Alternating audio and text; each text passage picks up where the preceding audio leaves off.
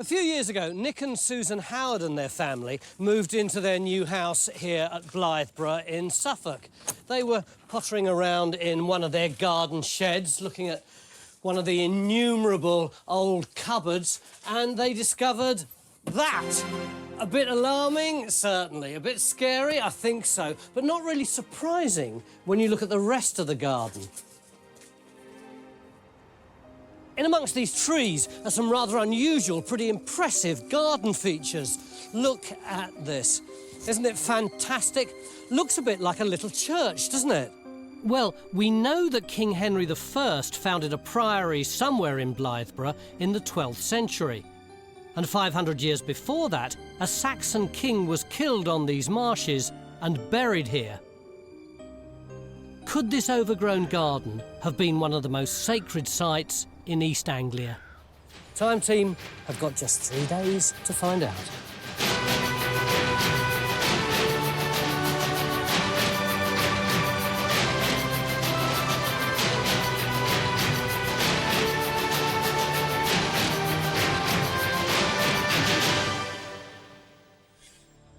Blythburgh is a landmark on the coast road between Norfolk and Suffolk. It's a tiny village surrounded on 3 sides by salt marsh and mud flats, and is dominated by a huge church known as the Cathedral of the Marshes. But we're here to investigate another religious site, one that may once have been as important and impressive as the church that still stands here today. And the remains of our site are tucked away in the garden of our hosts, Nick, a builder, and Susan, who owns a nearby beach cafe. It's a fantastic house. What's it called? It's called the Priory. And what's the road called running alongside it? Priory Road. Mick, do you think there might be some kind of clue there? I think it's a bit of a clue, isn't it? There's something going on. We know there was a 12th century Augustinian priory in Blythburgh, so it's somewhere in this area. You do realise that in order to find out what's going on here, we're really going to have to wallop your garden hard. Yes, we understand that, but we'd rather that you didn't know before we start the restoration of the formal gardens. Formal gardens. There's posh. Mick, those ruins are pretty fantastic, aren't they? They are, but they're pretty enigmatic. Enigmatic, I like that. Well, the best way to start solving that enigma is to look at the bits that are still above ground. And for an old chapel head like Mick, the remains are very informative. They are sort of pitched like that. Yeah. In fact, you look here, the stones... Because he's spotted that this huge lump of brick and flint dates to the time that we know the priory was built. This is what I call herringbone masonry, because it looks like the bones of a fish. And it's a building style that you see in the Roman period, but you also get it right at the end of the Anglo-Saxon period into the beginning of the Norman period. So are you saying that this whole building could be either from just before or just after William the Conqueror arrived? Yeah, I mean, I think it's probably around about 1100, something like that, but round about that Norman conquest period. This date is our first clue, as a 12th century Norman priory should follow a basic plan. There should be a great hall, dormitory for the monks to sleep in, and a refectory or dining area forming 3 sides of a cloister. And on the 4th side, there should be a church. And Mick's now confident that's what we have in this garden. Well, this is probably the south wall of the nave, so if we come through here, we'd be looking down the nave to the west doorway at the west entrance. And then that way, we'd be looking up towards the eastern end, where the altar would be, and the sort of great east window. So is this going to be one of these digs where you already know what the shape of the thing is and we just find it? Well, they are quite predictable plans. I mean, if that is the alignment of the church, then the cloister, with the buildings around it, is either going to be on that side, on the south side, or just as likely on the north side, going out that way. And that's what we're trying to do at the moment, is put some test excavations in to see which way the cloister goes. Because once we know where the cloister is, then we'll be able to predict where all the other buildings are. That's right. We'll know where the chapter house is, the refectory, the dormitory. It all sort of should slot into place. Except it's never quite as simple as that when we get to it, is it? Never. Not once, ever. So we're putting in a couple of trenches against this wall to test if the cloister is on the southern side of the church. And we're getting lots of broken brick and roof tile. But unfortunately, nothing that immediately screams cloister. But on the other side of the wall, Phil has found foundations that confirm Mick was right about these ruins. This was a church. Oh, that is cracking stuff. It's the floor of the church. See, it's got this straight edge here. Well, look, that one's broken, but this is a lovely straight edge running across there. So that's just literally, presumably, a panel that goes around the outside. The main floor, they have that up. And you can see here, look, we've actually got the wall of the building here. Look how protected that is. Look, lovely, smooth surface there. What's the colour about, Phil, and the black and the yellow kind of? Is that Some sort of glazing or...? Yeah, it is. They're glazed touch. So, I mean, if we get a few more of them, I mean, it may well be that we can get them into some sort of maybe checkerboard pattern, so they would have been black and white, yeah. Oh, wow. You're going to dig that way? Just try and stop us. All right. Hey, what you could do, you own the place. Oh, they'll get used to him eventually. A quality glazed surface like this would be typical of the floor you'd find in an early monastic church from around the time of William the Conqueror. But establishing this is a Norman church is only the beginning. We now need to find out how big it is, what shape it is, and so on, as well as finding where the cloister and all the other buildings are. And we also need to see how the priory we're investigating fits into the wider history of Blythburgh, because Stuart believes this place has been a hive of activity for millennia, mainly due to it being one of the oldest crossing points across the river. But what's puzzling him is how Blythburgh grew from fairly humble origins into a place that became influential enough in the Middle Ages to have both the priory church we're digging today, as well as the huge parish church that still dominates the landscape. It now looks like our church was also once pretty impressive. Is it really a column, or is it a wall with a lot of it weathered away? When we arrived, I just assumed the priory church would be no more than a small chapel. But Bob, our buildings expert, believes there's far more to it.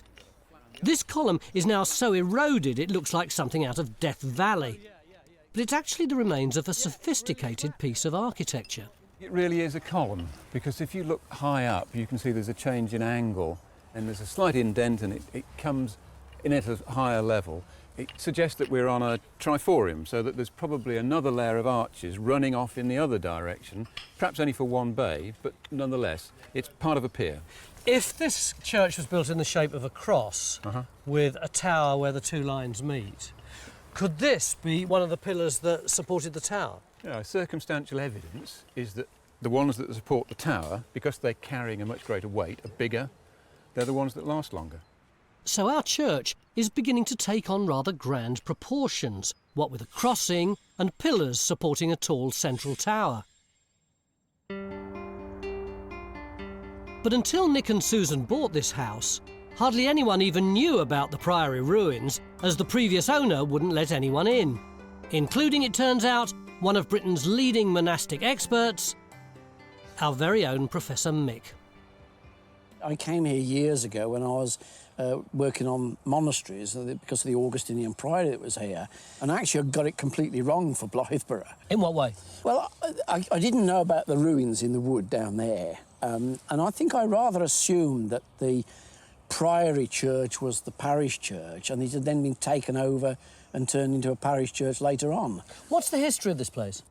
Well, we know that in the 7th century, the local Saxon king in the area, a chap with the unlikely name of Anna, I don't suppose that's how you pronounce it at all, he was killed in battle with his son, and they brought them here to bury them, and that then became a pilgrimage site by the 12th century. So there should be a Saxon site here. Because Sutton Hoo's just up the road. Well, that's right, and Anna's related to Redwald, who was buried in the ship down at Sutton Hoo.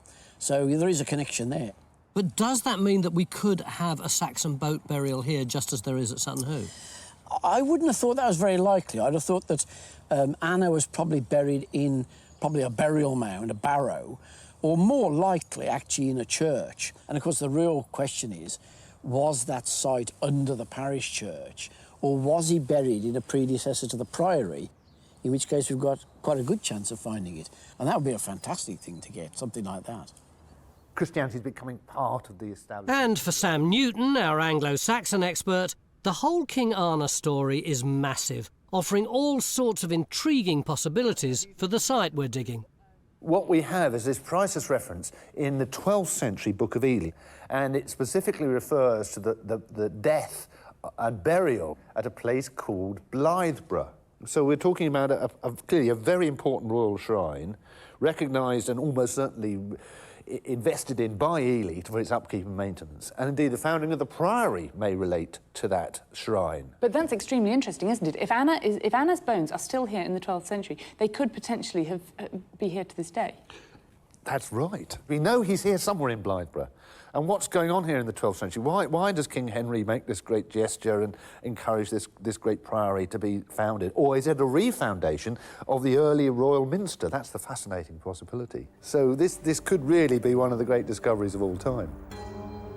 Sam believes there's a chance that when King Henry I founded the priory in Blythburgh, he built it on the site of the earlier Saxon church and its shrine to King Anna or Anna. But unfortunately, we've got to sort out the Norman priory layout first before we can deal with whatever else might be here. And frustratingly, John's now wandered off into next door's garden, determined to find out how far the priory church stretches away to the west. And we've also opened a trench to the north of the church, just in case the cloister we've so far failed to find is actually up here. But all we've got so far is a big hollow full of stuff that doesn't make sense. It looks like a toe bone, but whether it's an... But although it seems to be not much more than a rubbish dump, there are little nuggets of information in amongst the mishmash of broken window glass and pottery. Very much mistaken, that's a bit of medieval. Yep, that's a little bit of medieval courseware. It's kind of a bog standard sort of East Suffolk courseware, I suppose, sort of 13th, 14th century, maybe 12th, or something like that. Still nice to see. That's our first bit of medieval pottery. Oh, splendid. I mean, it's just out of the topsoil there, but we've got lots of reused Roman pan tile with mortar on it. Excellent. So we've now got more evidence of how the church was built using recycled materials. But we may also be getting to grips with how big a building it was. So look, that's the south wall of the chapel in front of us. Right. That's it marked in Because blue. John thinks he's found how far west the church extended. Now look, the wall continues through. Yeah. And it basically comes through here. Yeah. Comes back and then turns a right angle at this point. I think we've probably got the west end of the chapel at this point. The whole west end of the building? So could there be a doorway or something? Well, there? there may be. I mean, does anything show on that? There's nothing on that. I mean, that's as far as we get. I couldn't actually see an entrance because we only managed to get up to this edge because of the vegetation. But I think if you put an L-shaped trench coming down here, getting that south wall and turning this way and getting the west end here, and you'll see if there's an entrance. Right. Stuart, Nick and Susan are searching for the ancient river crossing that Stuart thinks would have attracted people to Blythburgh for thousands of years, a place that would have been imbued with mystery and magic. Interestingly, at low water, you can actually cross the river where the bridge is. So would that have been a historical route? It's quite probable. The key thing is where you cross the marsh and where you arrive at becomes a very special place in a prehistoric landscape. And I think that's where traditions build up of burials being there from prehistory. It's why you might have got King Anna brought to this place to be buried, why you've got a priory on the same spot. That continuity of importance right back to prehistory, just on that little lump that is Blythburgh. Stuart's sure Blythburgh would have been a sacred or religious refuge for centuries before King Anna died. His burial would almost certainly have attracted pilgrims for hundreds of years after. But would it have been to our site? I feel really perplexed about this, John. Well, it would help if we could work out exactly what we have here.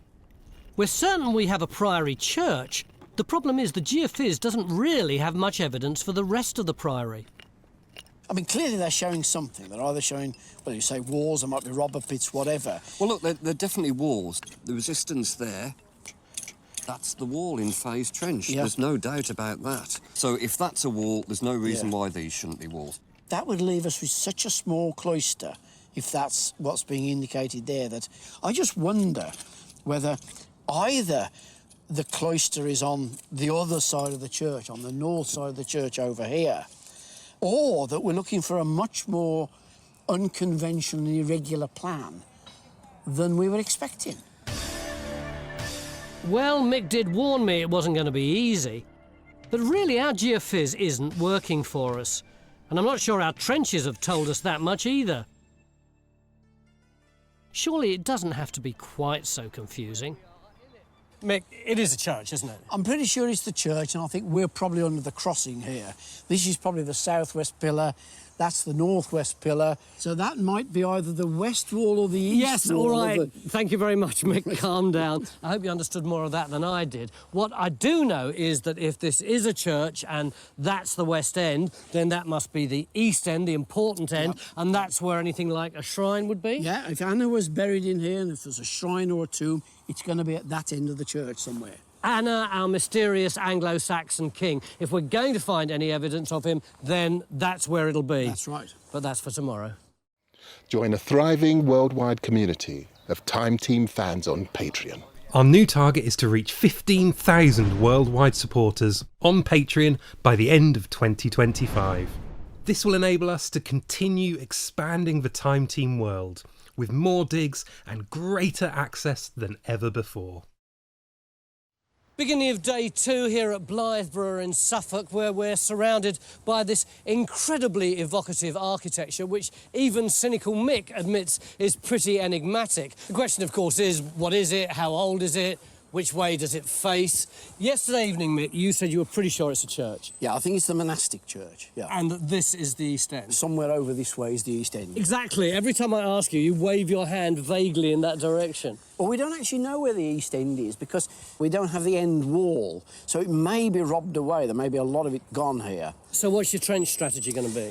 Well, it needs to go from the known area of the church, which is sort of here, right out that way until we hit either a wall or the robber trench, or that we see it is actually dug away and we're never going to find it. So it's going to be a pretty long trench? It's going to be a long one going that direction. And we may find absolutely nothing? Yeah. Yeah, yesterday evening you were winding me up with all these stories about an Anglo-Saxon king and shrines and stuff. You were winding yourself up about that. It was you! I just responded to what you said. That's you right. are such a tease, you.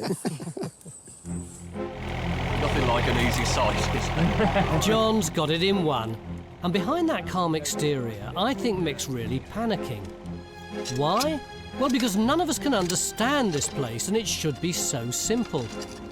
If we get rid of that tree there... We've already got all these trenches open looking for church walls, other buildings and the priory cloisters, but Mick wants more, including one trench in the middle of a hedge. Hang on, you're in the fence.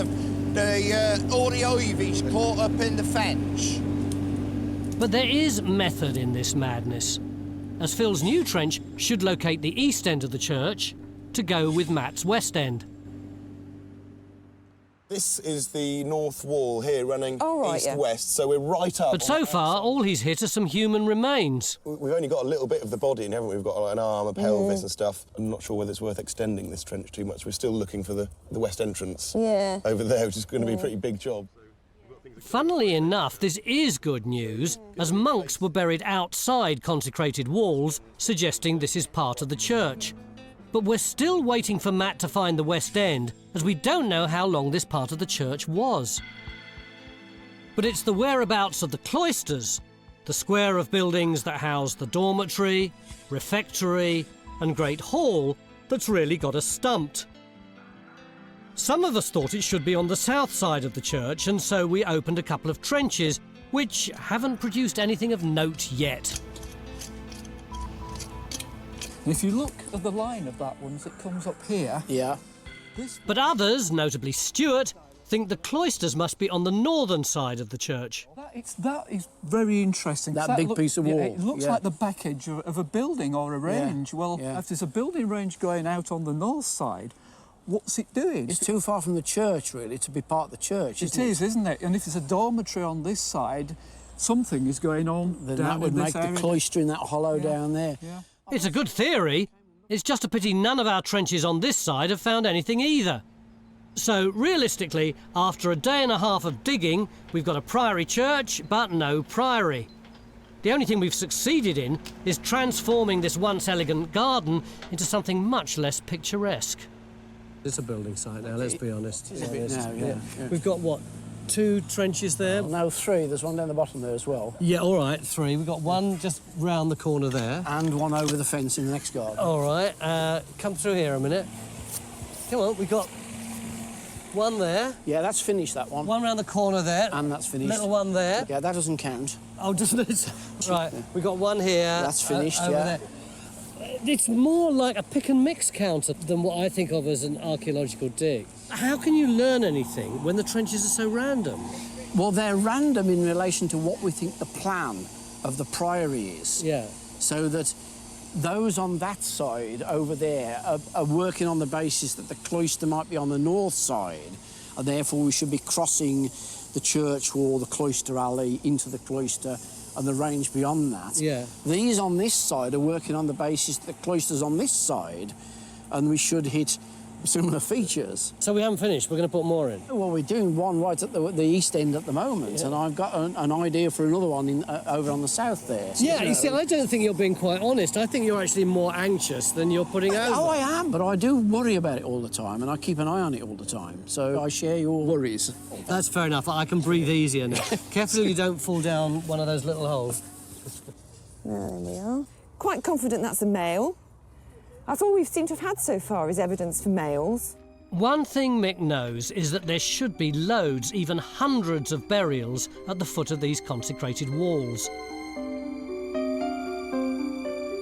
Which isn't that surprising, given that Blythburgh Priory was lived in for 400 years before Henry VIII dissolved it.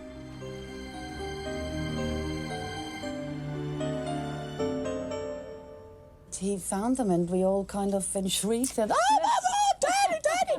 And as Susan and her family found out, their remains can turn up in the most unexpected places. We've got 3 different skulls. Have you got enough to know whether they might be male or female? Well, this one here is definitely male because you've got this enormous nuchal crest sticking out here. Where is that's the bit right at the back of the skull here, and that's where you get the big muscles of the neck attaching. And in chaps, they tend to be fairly strong because males tend to have much thicker, heavier muscles anyway. Now, whether that mandible goes with it or not, I don't know, but that, again, is a very masculine-looking mandible. We're quite broad across here, it's quite flared at the back of the mandible, and it's fairly squared at the front, which, again, looks like a masculine one. Whenever we've talked about a priory over the last couple of days, you've said that it's an Augustinian priory. Yeah. What does that mean? It's one of the religious groups in the Middle Ages. It's a group that are following the rule of St. Augustine. So they're monks? No, they're not actually. They're canons, which means that they're priests. They're able to carry out the sacraments, but they're living in a community, in a monastery. Unlike monks, they go out into the community, they mix with the local people. Monks are meant to be enclosed and separated off. So why were there so many around here? What tends to happen is that in the 12th and 13th century in particular, aristocratic families want to be sure that they won't spend time in purgatory or hell. So they like having their own group of priests. They've found a monastery. It's somewhere they could be buried in a sort of family mausoleum. And so what's the cheapest way of doing that? What's the cheapest insurance policy? Found a little Augustinian group, you know, get buried in their churches. And of course, East Anglia is the most densely populated part of medieval England. You never think of that, do you? You always think of Norfolk and Suffolk as being quite sparsely populated. Yeah, you think of Birmingham and Manchester as the great centres, but in the Middle Ages, it was Norfolk, Suffolk, the whole East Anglian region. So it's where you'd expect most of these early little monasteries to be.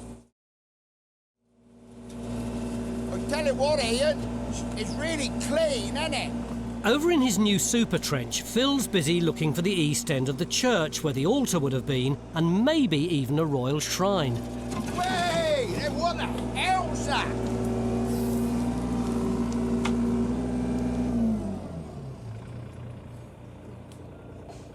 Well, there's a damn great hole there, look. Look at it.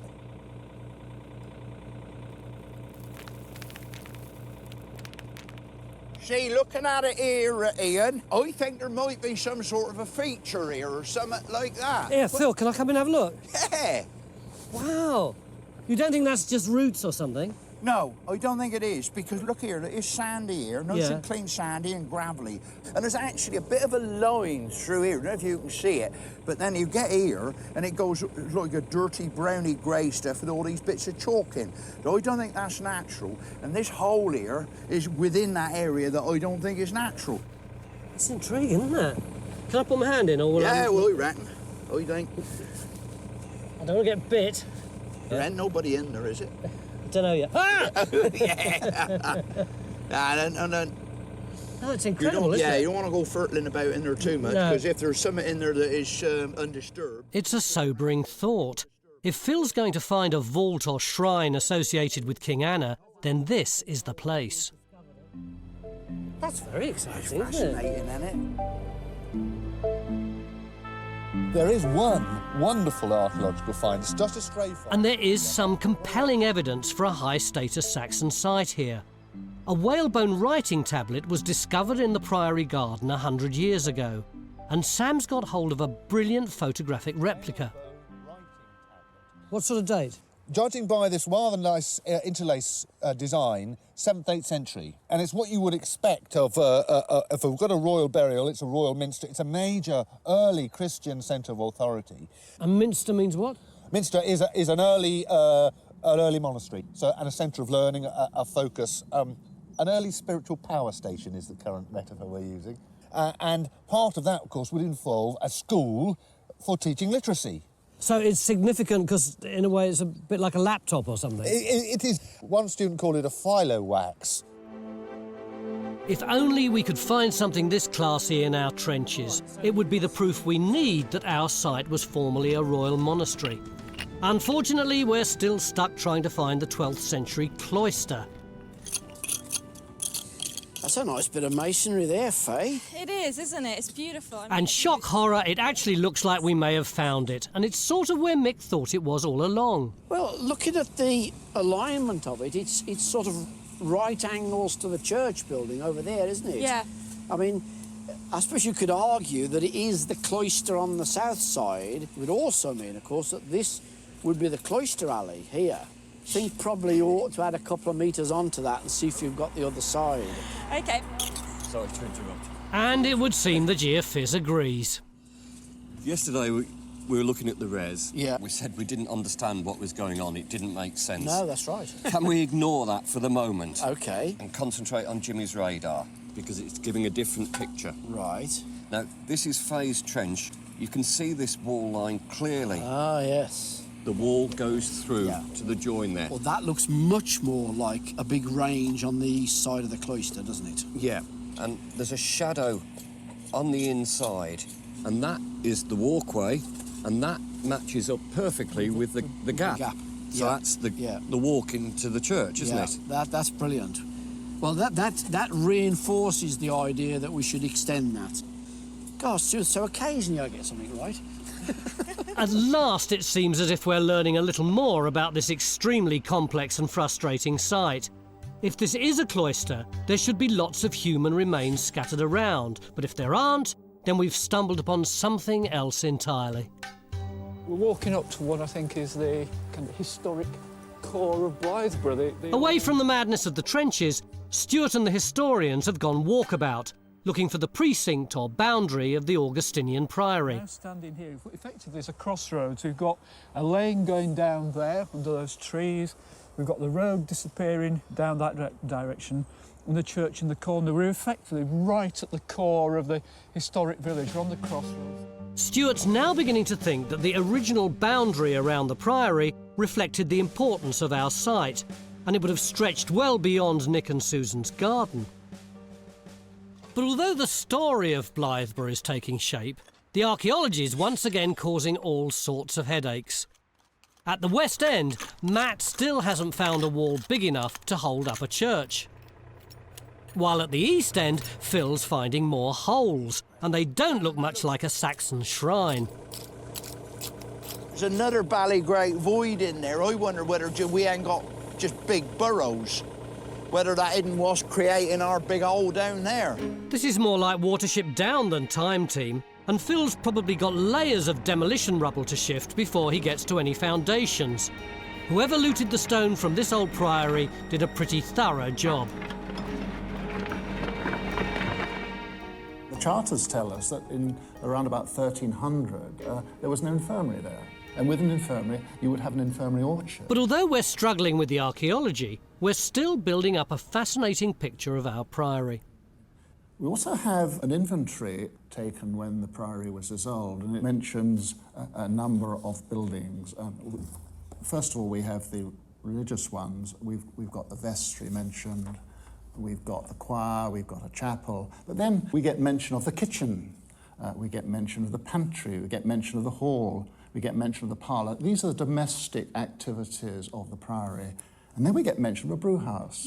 Now, a brew house would be really, really fab, because I would like to brew. Why are you so interested in brewing? It's a bit of a family tradition. My father makes wonderful things out of the fruits and stuff which grow in his garden, and I would like to follow that. So you could recreate the infirmary orchard, and then you could recreate the brew house as well. That would be lovely, wouldn't it? That's all part of Susan's grand plan. Sadly, our grand plan is falling apart. We've got so many trenches open, and none of them are making a great deal of sense, apart from our long trench on the north side. Is the northern wall of the church? Yeah, so that lines up pretty well. We've confirmed the north wall of the Norman church, and the trench is producing a jumble of roof tile, medieval window glass, and the church floor. But if there was an Anglo-Saxon monastery here, you'd have thought we'd have also found some Anglo-Saxon stuff with a hole this deep. Unfortunately, there's not a hint, not a smidge so far. At least there's progress at the East End, where Phil's uncovered big foundations as well as human remains. Yeah, that's a bit of pelvis there, and there's a bit of rib there. And then in here, look, there's a whacking great leg bone, I think. Yeah. I mean, it's not articulated, it's just a jumble of bones. But as far as we can see, going on what you've got there, we're straight outside the east wall of the abbey. Yeah. And you see what they've done, they've gone through here and they've bumped into human bones straight away. Yeah. This is more like it, although there's plenty to be done before we can tell conclusively that this was the East End of the church. But we've lost the light, so it's time to catch up with what on earth's been happening. Or in some cases, to drown our sorrows. They're glued together. It's a solid man. Oh, get one in for me. It's been a really strange day today. On the one hand, we've got this fantastic church, we've got medieval glass, we've got those pointed windows, we think we know where the cloisters are. But on the other hand, the archaeologists seem really uneasy. We found 2 bodies, but they say there should be a lot more. We've got Anglo-Saxon pottery, great news. No, they say there should be shed loads more. What's going on? What's the matter with them? We'll find out tomorrow. If you'd like to see more episodes like this, you can make it happen. Our new target is to reach 15,000 worldwide supporters on Patreon by the end of 2025. This will enable us to continue expanding the Time Team world. Enjoy front row seats for the greatest show on Earth and under it. It's the beginning of day 3 here in Blythburgh in Suffolk, where we're in a back garden that's totally dominated by the remains of a magnificent 12th century Norman priory church. But that's about all we can say, in spite of spending 2 days peppering this site with something like 10 trenches. Considering we thought this would be an easy investigation, we're completely bewildered. Morning, Matt. Hi, Mick. For example, Matt's been in this trench since day 1 and he still hasn't found the Great West Wall of the church, although he has uncovered a layer cake of mysterious floor levels and possibly evidence of an earlier building. I mean, if you look here, can you see in the ground? Around here, it looks like there's a burnt-out post hole there, and that's below this early floor layer. Oh, well, that's very useful, isn't it? Because that's pre the church, so we're presumably talking about something that's either Anglo-Saxon or even earlier than that, perhaps. Yeah. You need some finds, don't you, really? This glimpse of a potential Anglo-Saxon building could be the breakthrough we've been praying for. We suspect that the shrine of Anna, the heroic Anglo-Saxon king of East Anglia, could be under our priory church. But we've been so busy sorting out the Norman ruins that we've not had a chance to probe any further. But for once we're in luck, as some evidence is now beginning to emerge. These bones here are sat in this light, sandy-coloured material right at the base of here, on which this wall appears to stand, which means these bones are potentially earlier than the construction of the priory itself. Because they're under the rubble platform which was used to construct the priory. Exactly. What strikes me as interesting about this is that last night the archaeologists were getting really grim-faced and saying, oh, we don't think this could have been the site of the original Minster church associated with King Anna because we haven't got enough bodies, we haven't got enough skulls. If you're finding Anglo-Saxon skulls here, the Minster's back in the frame, isn't it? It certainly is.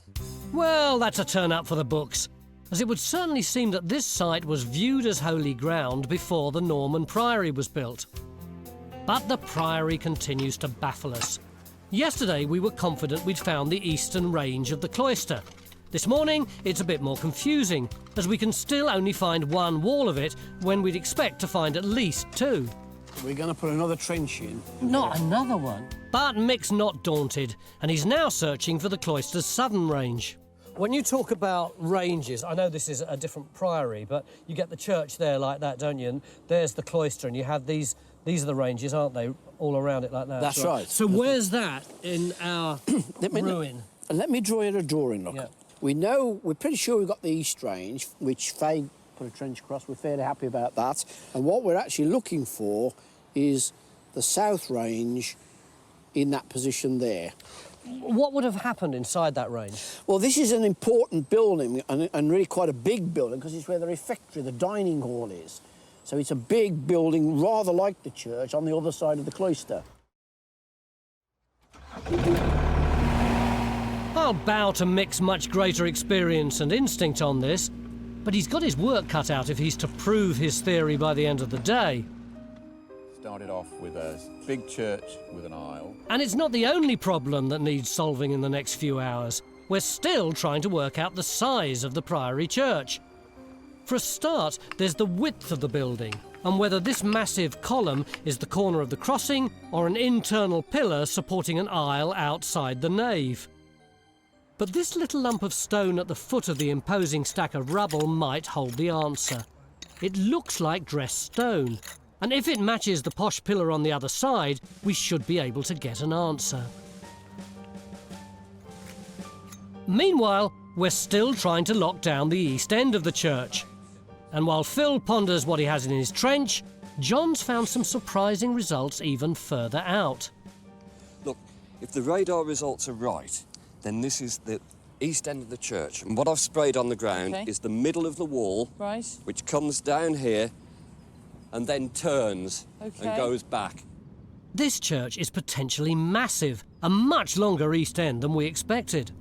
So you mean that this side of the crossing, that effectively the chancel, if it was a parish church, is the same length, same size, width and length, as the nave, the other side of the crossing? Yeah. I think that's all right, because it's a monastic church and this end is the most important. As long as it's no bigger... But is it the priory church or the Anglo-Saxon church? I'm not sure if Helen and John have got the same target in mind. Since we arrived, Helen's always been convinced that King Anna's here somewhere. So what are we likely to get here? Well, we're going to have the east wall, the altar, and between the altar and the east wall is the classic place for shrines. So if we have King Anna here in the 12th century... because he could have been, bear with me, if we have King Anna here in the 12th century, he's likely to be here through the whole of the medieval period. So this is the place that he's most likely to be. Look, I'm going to be happy if we get the east wall of the church. Back inside the church, Kerry's cleaned up the foot of the pillar and it confirms this was an internal column, proving Bob's theory that the priory church had an aisle outside the nave. A couple of days ago you said that they couldn't be columns because they'd be the size of Tewkesbury Abbey or something. Monstrously enormous. It's big. It's a special building. It really is. It must be the best bit of 13th century in the region. Wow. Fantastic. Well, that's good news. Unfortunately, it doesn't help us with the east end, where Phil's resorted to extending his trench outwards to find it, while John starts moving in. But not everyone's convinced that John's new trench is in the right place. All I'm saying is that if we're on the central axis, I wouldn't expect the central chapel to be any wider than that. This is our last chance to pin down the east end, and there's less than 4 hours to go. At least Stuart's detective work has paid off. We can now see how much land King Henry I gave the Augustinians to found the priory. I've tried to get outside it to try and understand the precinct within which... And there was rather more to it than the ruins in Nick and Susan's back garden. We've in fact only got a relatively small part of the site which is protected at the moment, pretty much just the core. And we're trying to really work out what the special archaeological interest of the site is. Well, if I overlay my little coloured drawing of the top of the modern layout of the village. From the old roads and boundaries, we can see how the priory site dominated the village and didn't include the parish church, which came later. There's the church in the village, and that's where the priory is. They're two separate sites. The pattern of roads all focusing on the church over here, but the road's actually going round the edge of this big space with the river forming one side. I mean, to me, that's almost sort of classic precinct definition anyway. So what we've got, in effect, is a precinct which is all that area in there. That's fantastic. The Augustinians clearly had a large and powerful establishment here in Blythburgh, and Stuart suspects it could be situated on an earlier royal minster. And we've now found signs of earlier, possibly Saxon occupation in both Jackie's and Matt's trenches. In fact, Matt's got proof of several earlier buildings on this site. Got over that side. Well, just behind me there, I've got a glazed tile, which is identical to the one we've got next to that wall. So I know I've got that floor level. Yeah. But behind me, in the Victorian cut, we've got the same level, and below that, I've got an earlier floor, really substantial, and below that, an early post hole as well. So I've got stuff going down pretty deep. So the post hole is sealed by 2 floor levels? Yep. All right. This structure could potentially be the earliest settlement on the site, and with a stretch of the imagination, even the place where King Anna might have been brought after his death on the marshes. Sadly, John's hopes of finding the east end of the church seem to be fading. So what are these? Just natural? Lumps of chalk, aren't they? Yeah, I think it's potentially the underlying mother rock. Solid geology. Yeah, yeah. Much of the team thinks this is natural material, but John's not giving up. I ain't gonna fall in.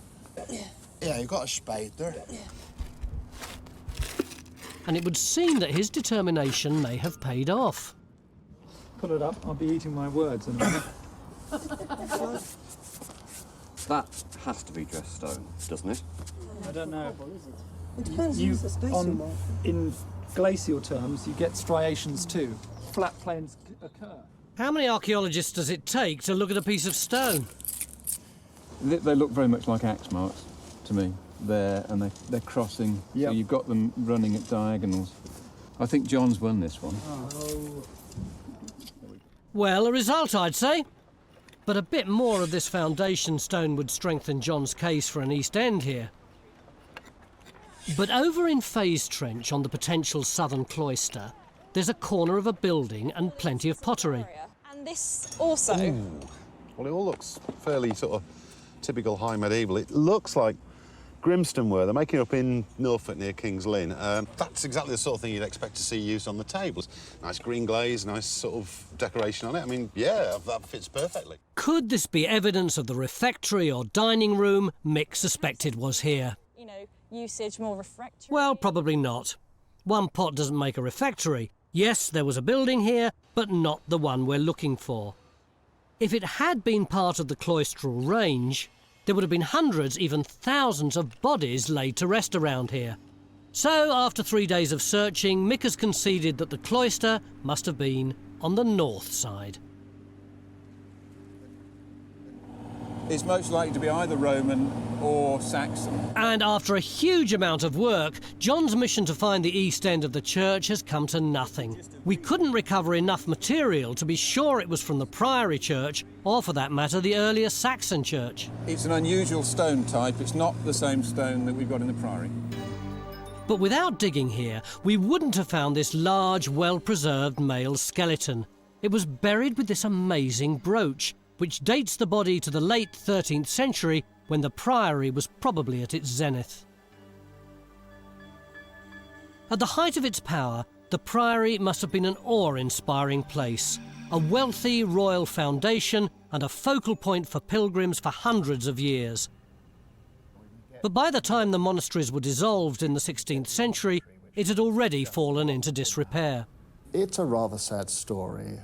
In the kitchen, broken pots.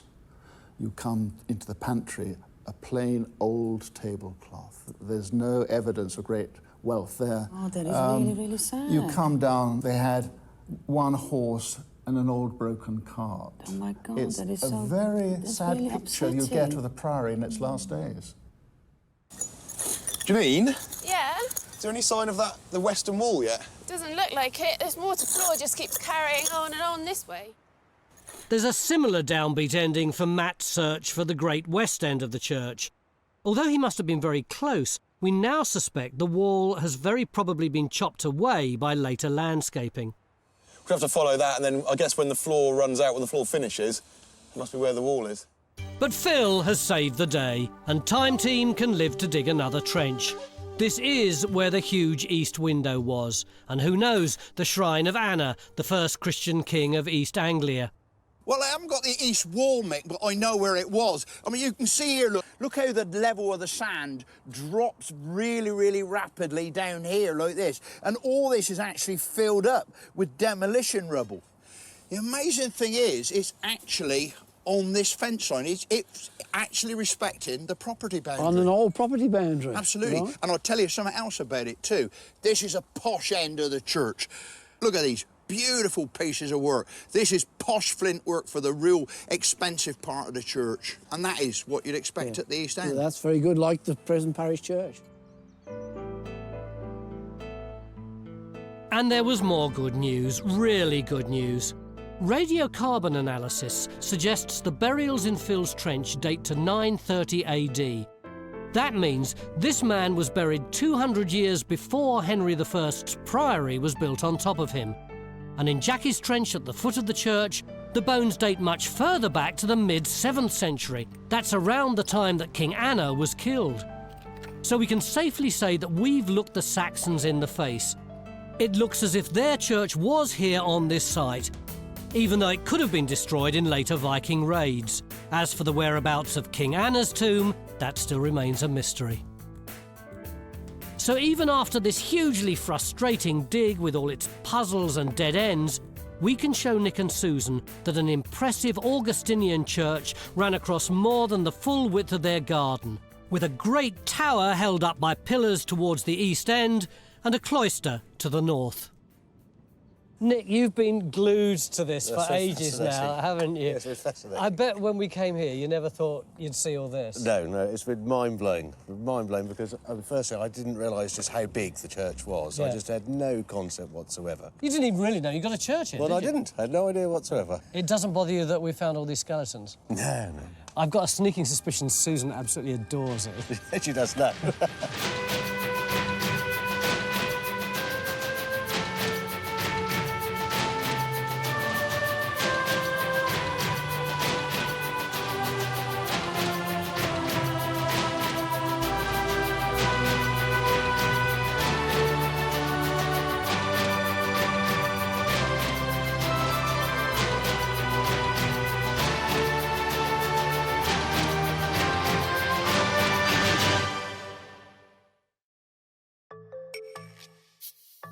Join Time Team on Patreon to access exclusive 3D models, masterclasses and behind-the-scenes insights.